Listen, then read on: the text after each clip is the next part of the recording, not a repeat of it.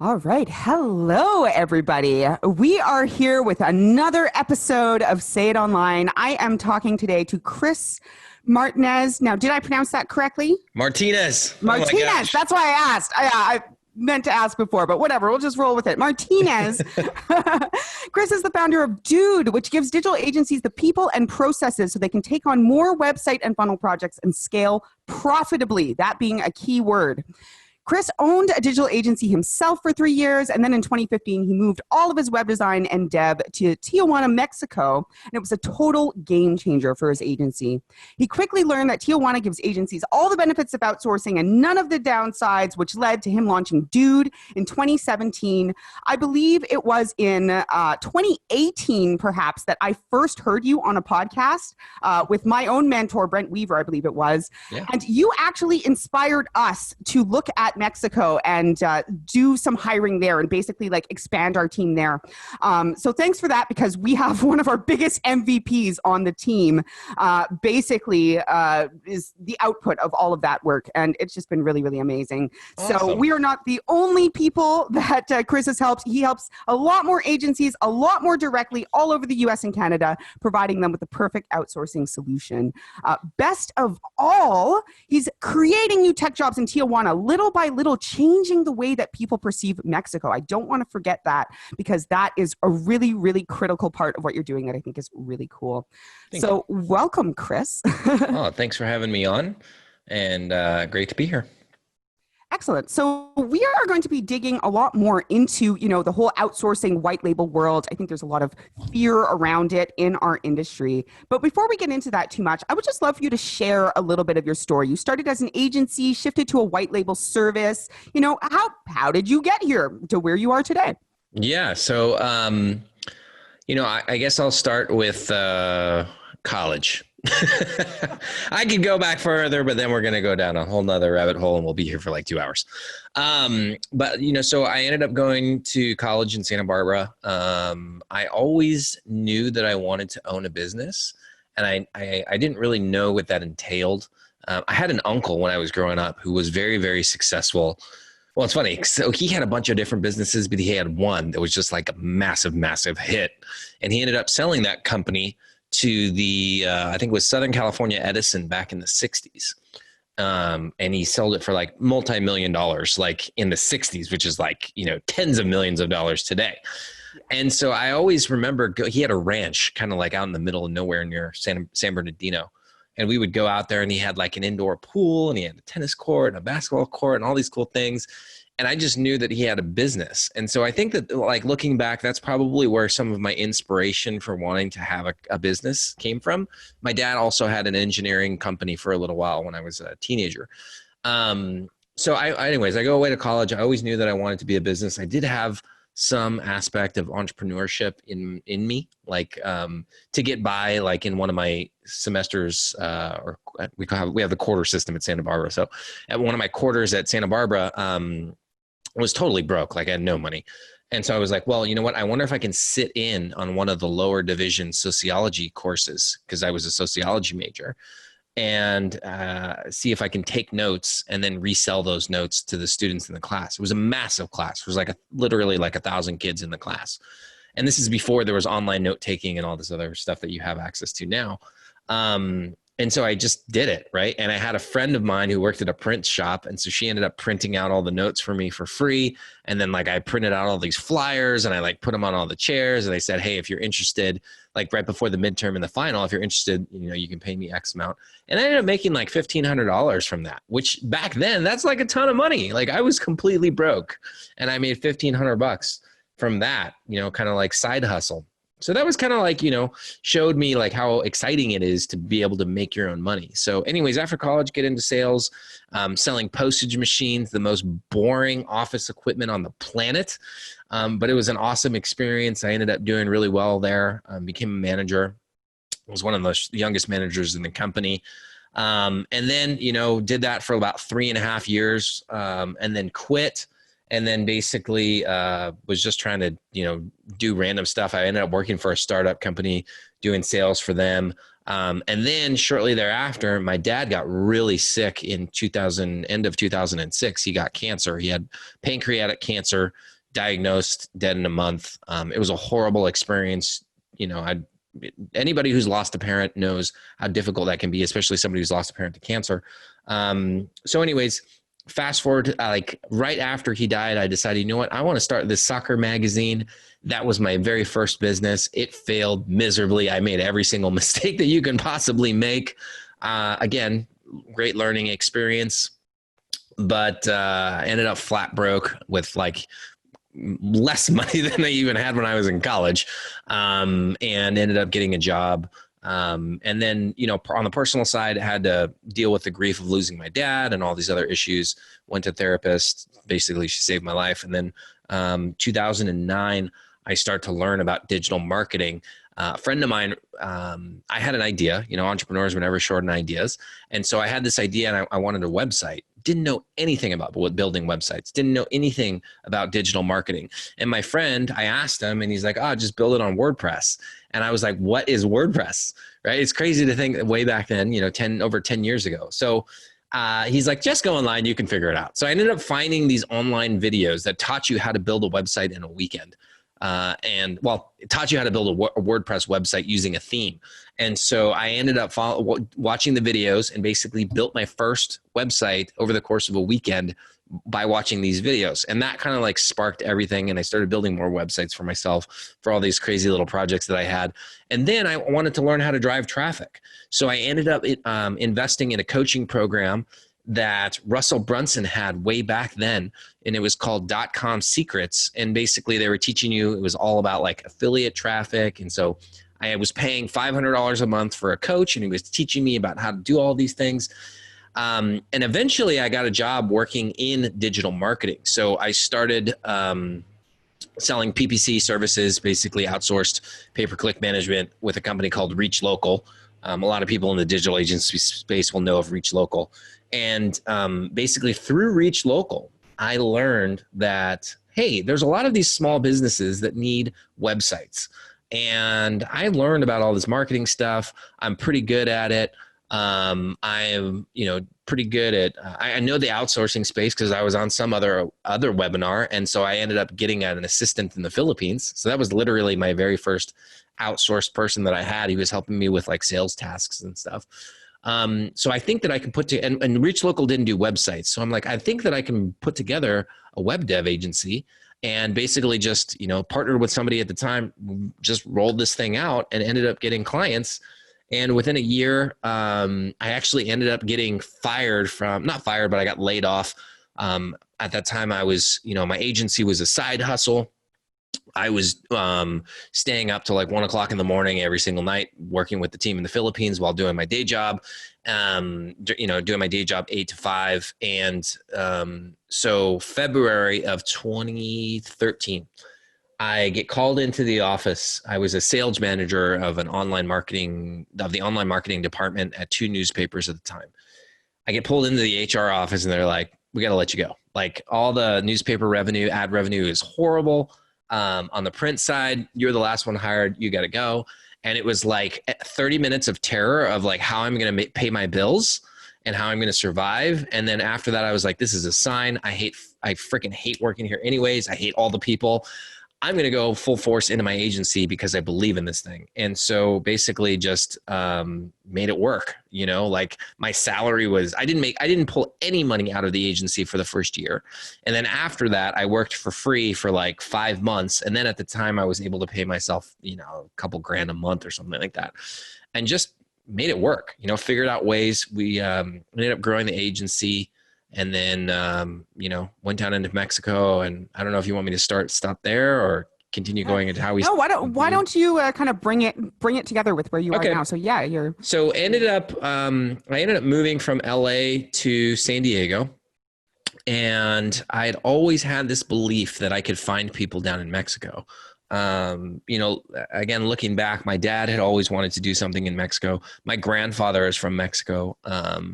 And so I was like, I wonder if I can find talent down in Mexico, which if you don't know the geography of San Diego, Tijuana is a stone's throw away from San Diego. I mean, literally, like if you're downtown San Diego and you're standing in one of the top floors of the hotels in downtown San Diego, you can see Mexico. You can see Tijuana. So I was like, you know what? I bet you I can find talent down there, because at the time, all my team was in the Philippines, and they're great people. Like we still have some staff in the Philippines now, but the time change, like there's no getting around the time change. It's 15 hours from the West Coast. Yeah, and, you know, doing that, staying up to 1 o'clock in the morning, having to manage the team, and having to, you know, just deal with cultural barriers and communication issues and that sort of thing.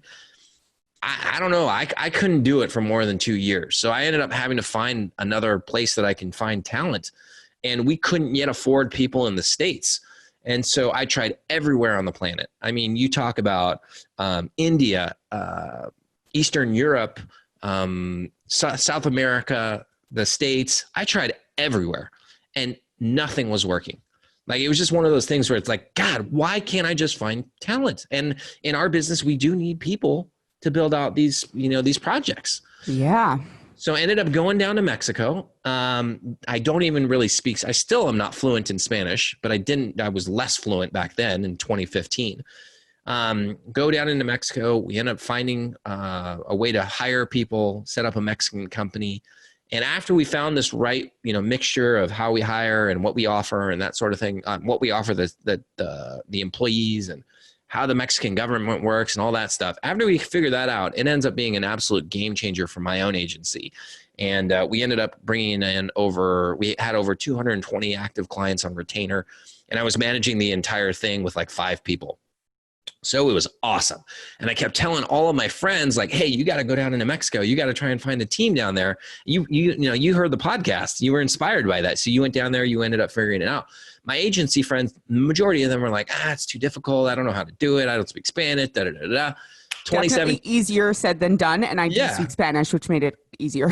So perfect. Much easier for you. So, you know, 2017, I'm listening to a podcast of Russ Perry, who started Design Pickle. And I'm in my agency, like it had gotten to a point where, you know, this is what I'd always dreamed of, and it just wasn't as fulfilling as I had wanted it to be. So I was like, what can I do? Like, what else could what kind of like pivot could I do? And so I listened to this podcast of Russ Perry, who started Design Pickle.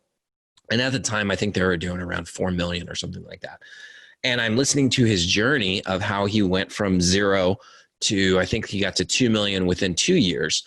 And I was like, man, like he was doing outsourcing, of course, outsourcing web design, and his team was all in the Philippines. And I'm like, man, like, I wonder if I could do this doing web development specifically for digital agencies, because I know how amazing it is to have people down in Mexico. The rest of the world, the rest of the states, as well as Canada, they don't even know. Like they have no clue. Most of them don't even think that Mexico is an option.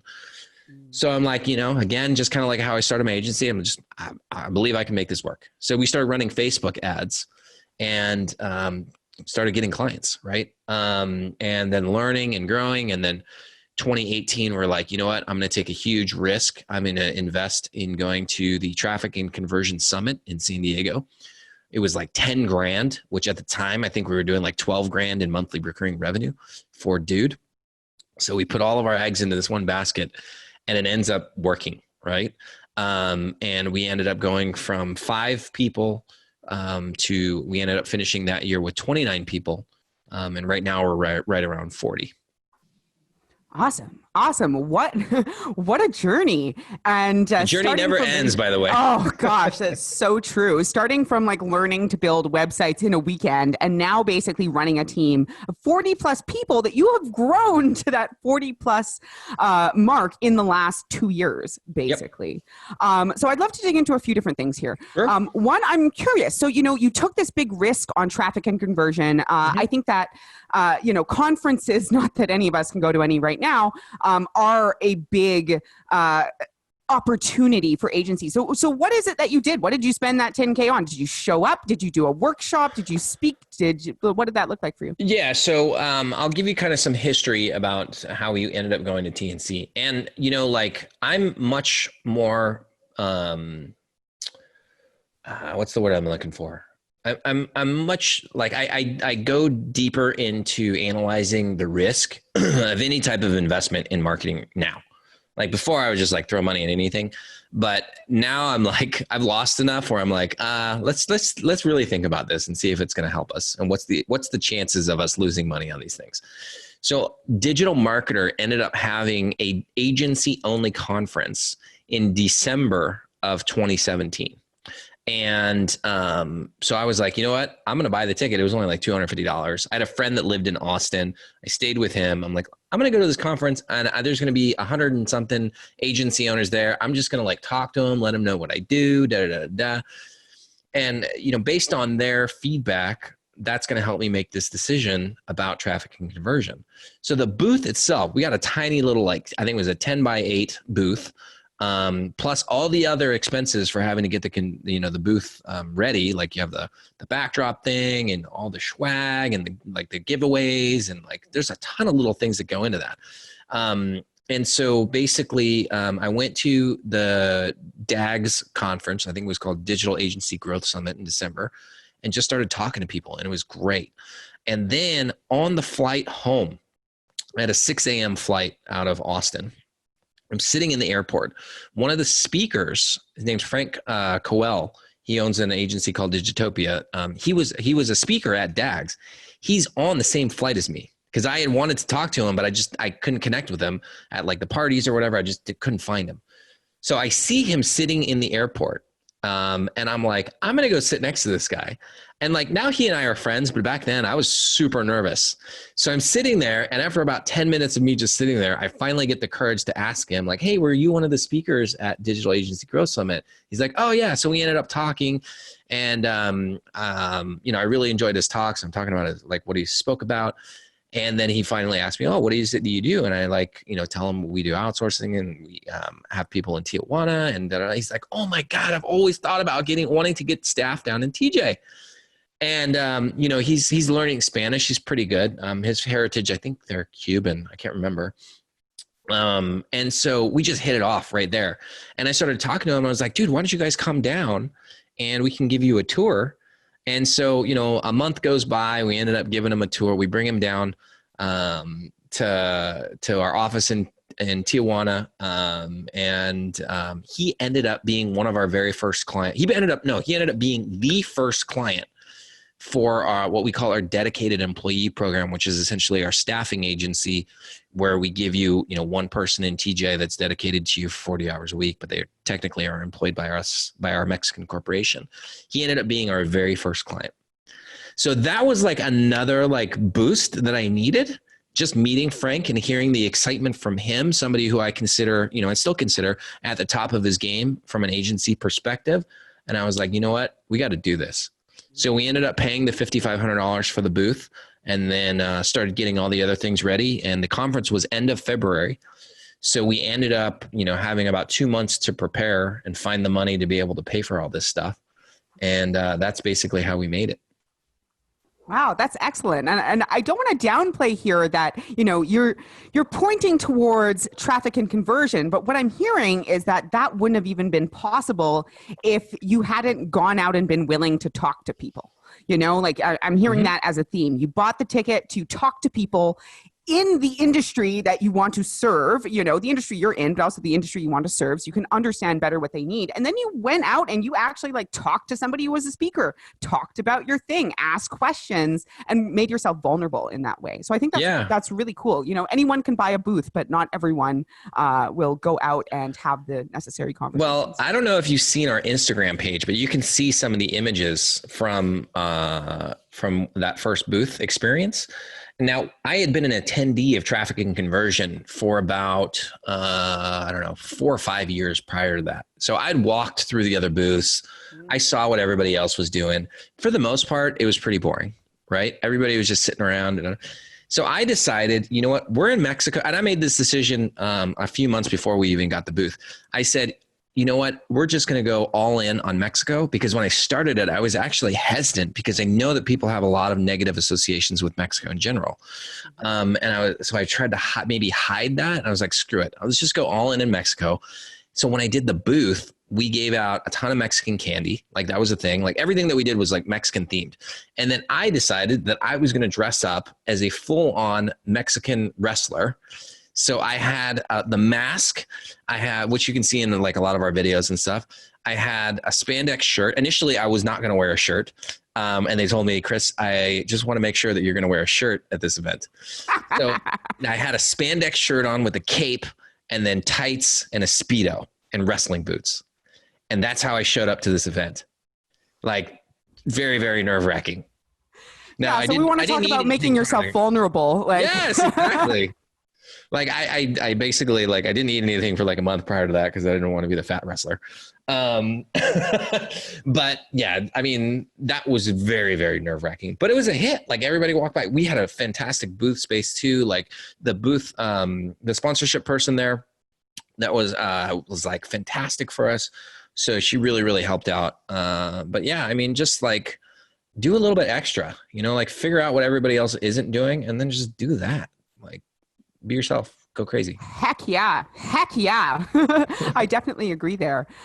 So lots has changed then. So now with your big team, you know, on your website, you say the company's growing exponentially. You have 40 people. It's continuing to grow. You've been able to make this impact, set yourself apart. So I'm curious, your role as of 2 years ago was, you know, the guy in the Mexican wrestler costume and like in front. I'm curious how your role has evolved with that many people. Because I know when we started a company, we wear all the hats. Yeah. Yeah, that's a fantastic question.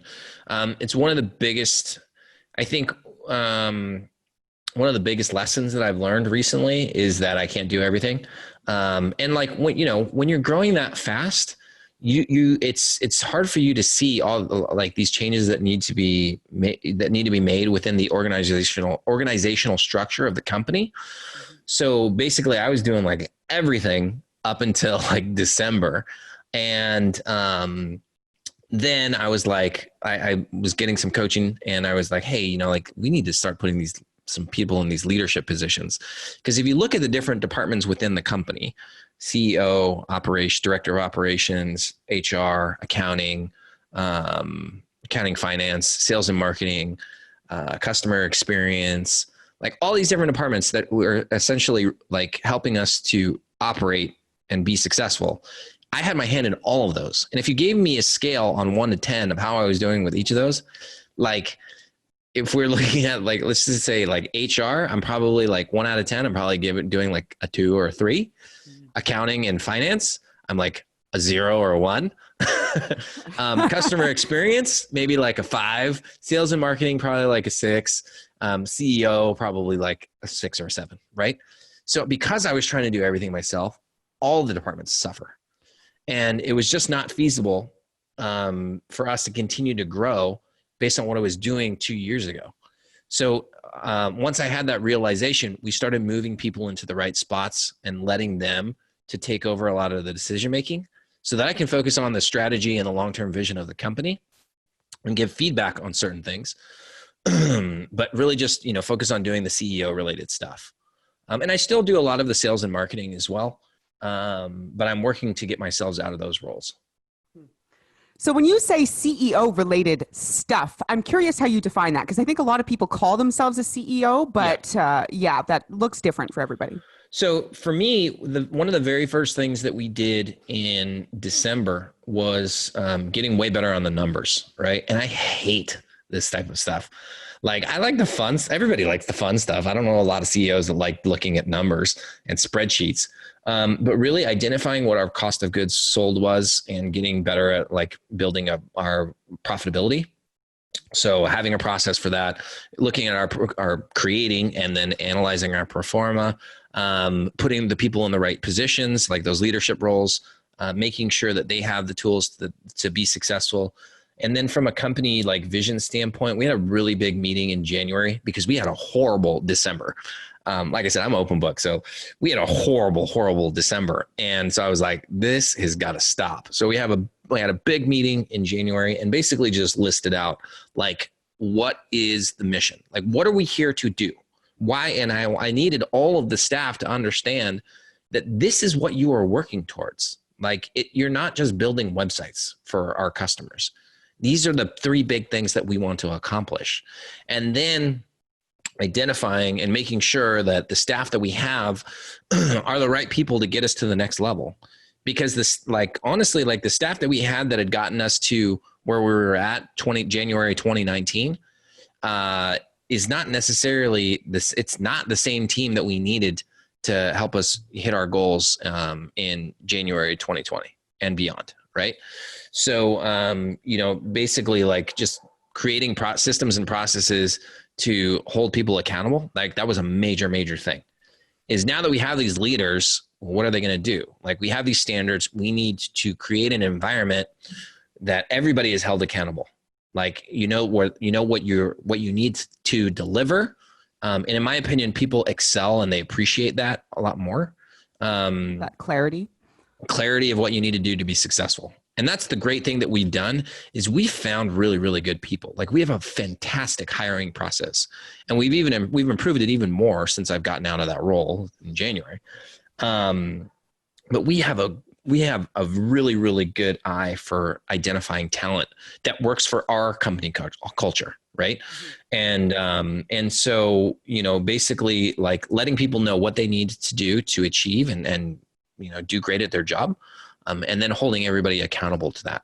So that's a lot of what I've been focusing on, at least for the past 5 months, and just getting people in the right seats, creating that accountability, and then just continuing to push hard on like making sure that everybody is moving forward with our mission.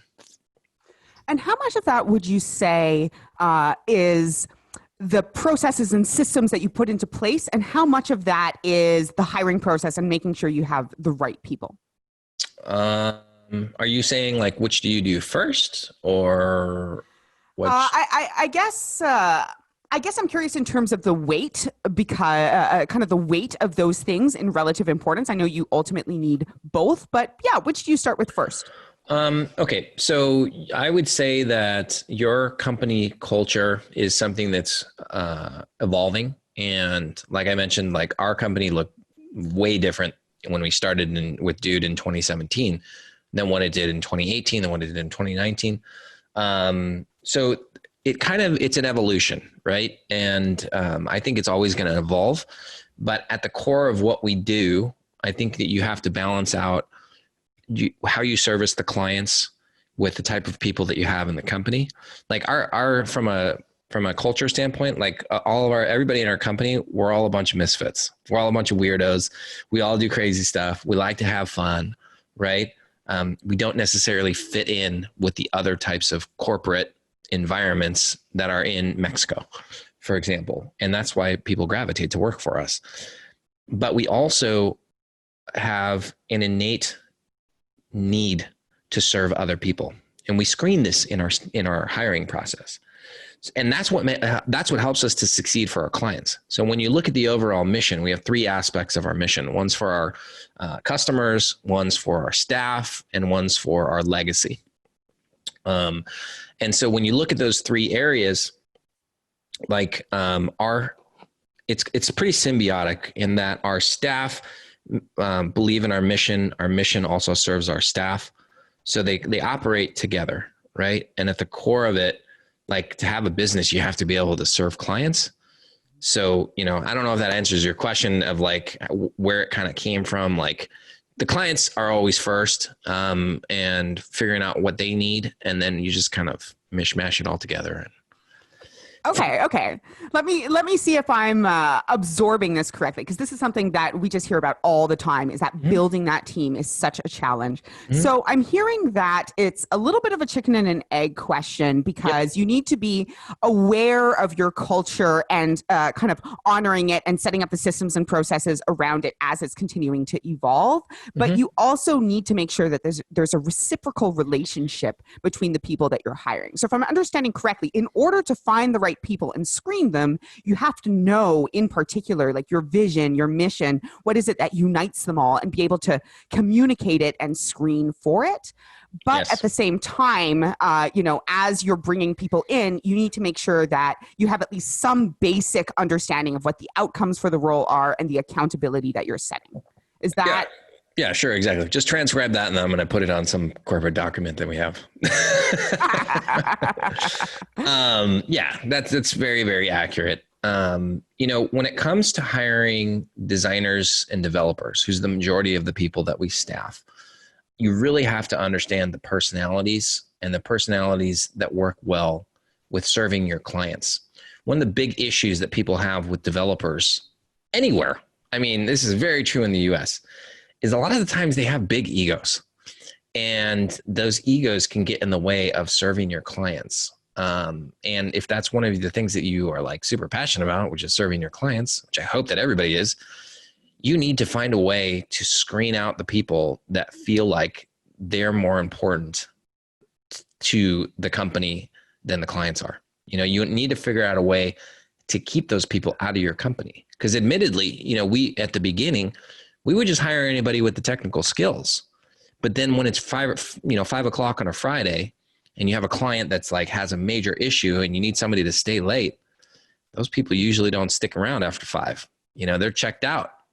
So you need to figure out ways that you can find talent who has the personality and the soft skills that's going to help you over deliver from your clients when it's a crisis. And what are some of the ways that you screen for that in your hiring process? Yeah, sure. I mean, I'll walk you through the entire process that we have now. The steps kind of like have changed a little bit. And since I'm not as directly involved in the process, I'm not 100% sure that everything falls in this order. So don't quote me on it, but it's general. Yeah, it's general. It's general. So the first thing, starts with the job post. The job post has to be written in a way where you're automatically going to attract the ideal candidates. One of the things that we put in our job post is we did this really cool video that talks about who we are as a company. And maybe I can find it. I'm sure I can find it. I can send it to you if you want to put it up or send it out to your that'd people. Be great. But it's in Spanish, so you might have to use subtitles or something if you don't understand Spanish. But it basically talks about who we're looking for. And it's completely different than what other tech companies are looking for.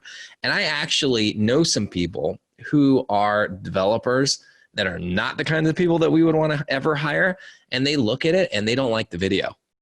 So I'm like, this is perfect. the people that we want to hire, they love it. They love the video. So we put that in our job posts. And I think we basically say, like, if this speaks to you, then this could be a great fit for you.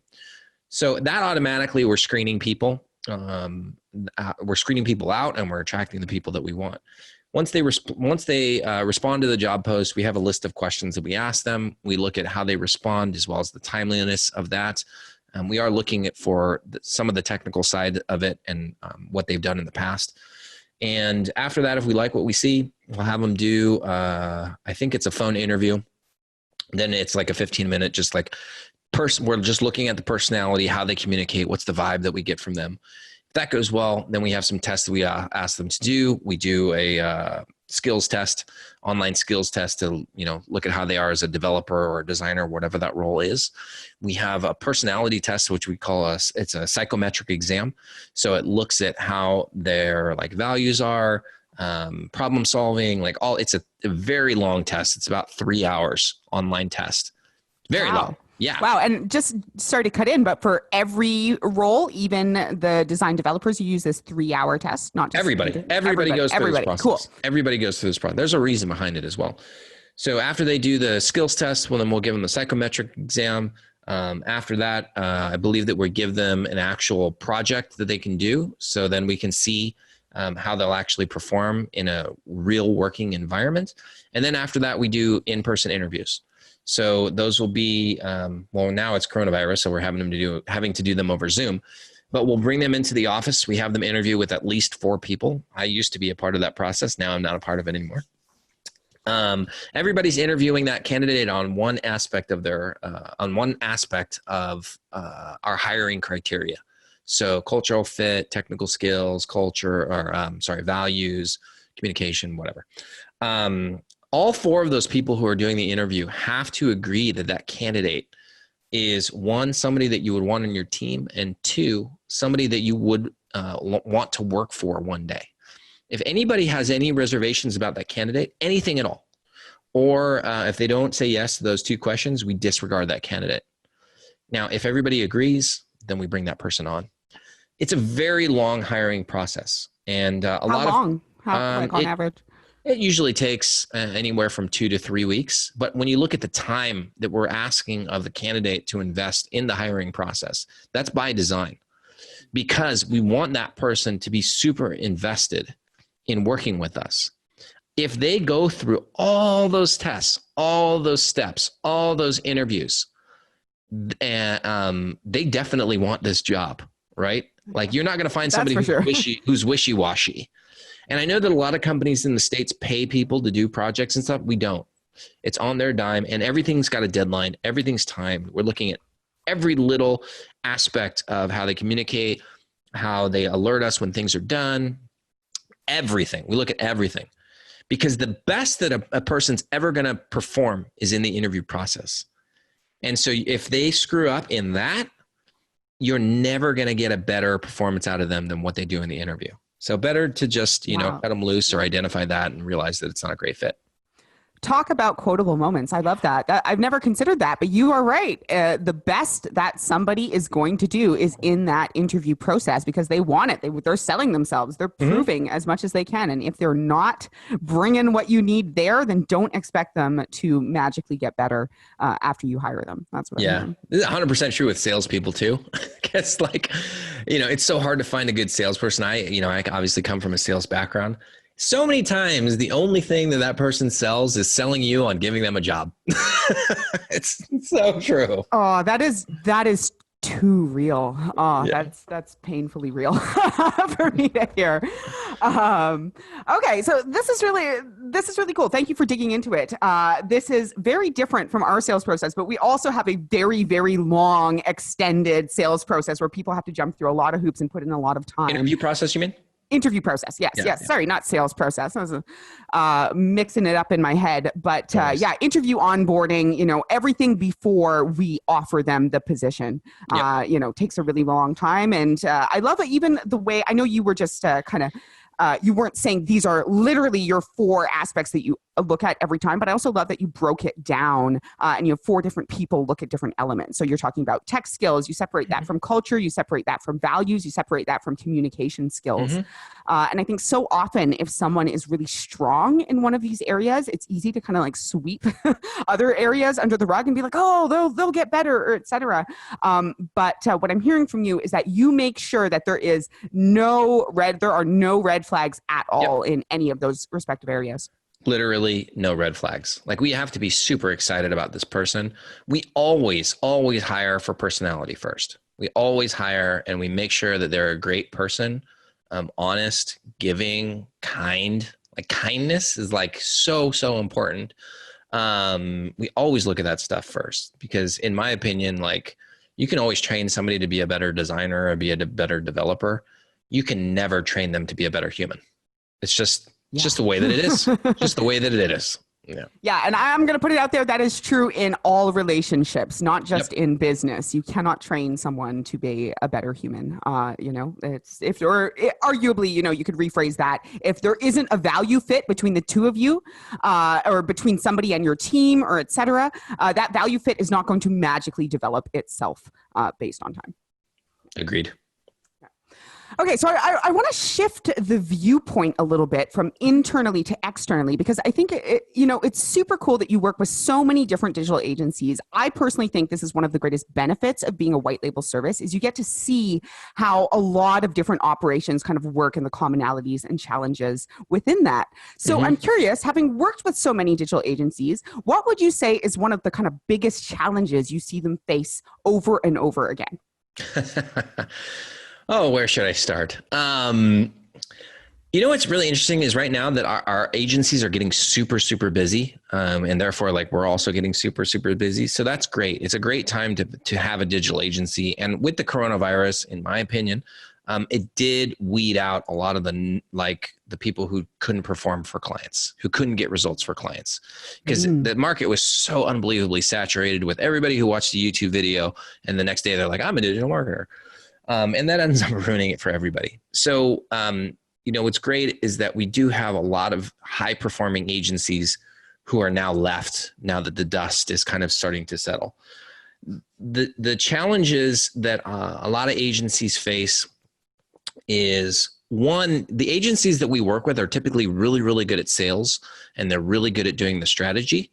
They really struggle when it comes to the operations. And operations is like the least sexy part of running an agency. And that's what we do, is the operations side. And I've learned to love it because I've realized that operations is really where you're going to make or lose all of your money. There are so many moving parts. I'll second that. Yeah. So many moving parts in running an agency and creating client projects. And the reality that I see is that most agencies are not very profitable. I see under the hood of lots of agencies, and the big ones that you think are super successful, a lot of the times they're not very profitable. And the small ones that are super tight and that, don't have a ton of overhead, those are the ones that end up making a ton of money. Right. So, and it's not across the board, but that's typically where it is. But you do have to have an understanding and a love of the operations side and knowing your numbers there if you want to be successful running an agency. The other thing that is crucial is communication, like having very good communication and systems and processes for doing that. For example, I'll give you a real life example of what happens and how you can lose a ton of money by just doing this one little mistake. You have a development project. You're going to do, you need to set up the staging environment, right? You need hosting. You need logins and passwords for something. So you get the logins and passwords from the client. If you need that, let's just say domain, you need their domain login and password. You get that from the client. You assign that task now to a developer, right? Whether that be somebody in-house or somebody that you outsource. Okay. So the time that it takes to get that, to get that information from the client, let's say you send them an email, you're like, hey, send it over or whatever, upload it into our teamwork or whatever it is, so that takes like an hour. Then you end up assigning it to the developer to do whatever task that is. The developer realizes after like an hour of them waiting to start the project, then they're like, hey, I don't have this. Or the credentials aren't correct. Then they have to go back and tell the team leader, or maybe they work directly with the client, which I wouldn't advise, but you have to, then the team leader gets it, and then they have to go back to the client, and then the client gets it like 3 hours later and is like, oh crap, I got to check the credentials. And then by the time you get it back, it's another like 4 hours, after that. So basically you took something that should have taken 2 minutes, and it's now an 8-hour day for just getting the logins and passwords correct. Right? Mm-hmm. Now, imagine if you had your team leader who assigns it to the developer, just go in and check to make sure that the login and password is correct. You would have been able to save 7 hours of time, 6 hours of time. So let's take that, right? And let's multiply that by, let's say that particular thing happens 4 times a month, right? So that's a total of, let's just say 6 hours of wasted time times 4. It's times 4. So that's 24 total hours. That's 3 working days. 3 working days times 12 months. That's 36 working days. There's 22 working days in a month. You're losing a month and a half of productivity because you can't get the right logins and passwords. You have to master that aspect of the communication and the process, because it's death by a million cuts, but death by a million cuts on little 15-minute increments that you're missing out on in the communication and operations of your agency.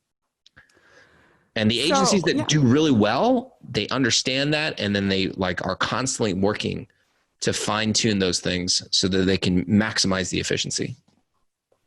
Okay, so just reflecting what I'm hearing there. So operations, just as a category, has a lot of inefficiencies for companies that they can probably address. And I'm hearing that there's lots of little things that can snowball into big things around communication, handoff, just, again, clarity, little details. So successful companies are aware of this and addressing it and shifting it and constantly challenging themselves. If you're not aware of this and this isn't a skill of yours, how would you recommend someone start to look for these inefficiencies and challenges, especially if they're not the one, personally overseeing all of this stuff? That's a great question. This is kind of like one of my superpowers. It's like built into my DNA, essentially, is trying to always maximize efficiency. And so, the easiest way is to just document where are the bottlenecks in these processes. Like you typically an agency owner, if they've been doing this for any amount of time, they have an idea as to how things should flow, right? But there's always instances where things are consistently getting caught up. Clients aren't giving you content. They're taking forever to approve stuff. They're giving me a ton of revisions. Whatever those things are, just document them and be like, hey, like we've had 10 projects last month and half of those had a major delay in getting content approved, right? That's the first step, is just identifying. And it's not like rocket science. You just have to be able to identify, why are these things being held up? And then once you do that, you can reverse engineer how to fix those problems. I mean, you can always hire somebody. Like there's not a lot, but there's like a few efficiency experts out there. At Dude, we actually coach our clients on this too. So we have the most common bottlenecks, at least with web design and development, is too many revisions, clients not approving content, and clients going dark. Those are like the most common ones. If you've been doing this for a long time, you've experienced that probably at least once within the past 30 days. And there's ways that you can get around that. World. Yeah, there's ways that you can get around that. There's processes that you can put into place to very easily change that. Let me give you an example. For example, here's a very, very easy one. For web development, a lot of companies, I should say maybe, 5 years ago, a lot of companies were doing this. I don't know of too many that are doing it this way anymore. But, let's say you charge a flat rate for a website, $10,000 or whatever. Maybe $2,000, doesn't matter. They would do 2 payments, 50-50, right? So they charge 50% upfront, and then they charge 50% just before you go live, or maybe even after you go live. That in and of itself is creating a ton of delays for you. Yes. This is something I rant about often. There is a psychological term called financial withholding, proven financially, or proven psychological thing that happens mainly in relationships between spouses, where one person makes all the money. So there's a term called financial withholding where people will not give you money because it gives them a sense of power over you. So in a 50-50 environment, the client will often even subconsciously be like, why do I have to keep going? I have half the money. Why do I got to make a decision? He or she is waiting on me.